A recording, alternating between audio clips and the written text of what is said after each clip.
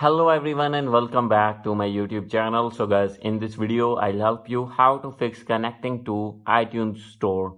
So guys, when you try to change your country or region from App Store and facing the issue that connecting to iTunes Store, if you do not have iTunes, download it for free. So guys, I'll help you how can you fix this problem and how can you change your country and region easily. So guys, as you can see here, when I am going to click on country and region, then guys, I am facing this issue again and again, that is Safari not opening this page.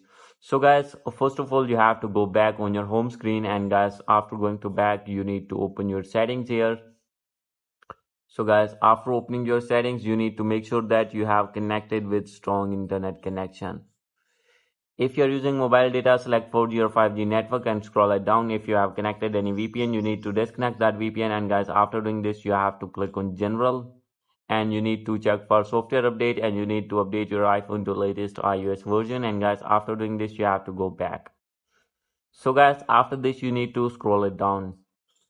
So guys, from here you have to click on screen time, and now you have to scroll it down, click on content and privacy restrictions, and you have to turn it off. And guys, after doing this you need to go back.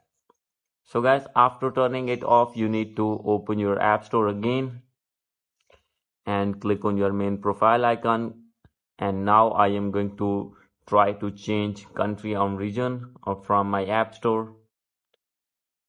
So guys, you have to wait for some seconds here. So guys, from here you need to click on country and region, and guys, now you will see the option of all the countries that you can change easily without any error.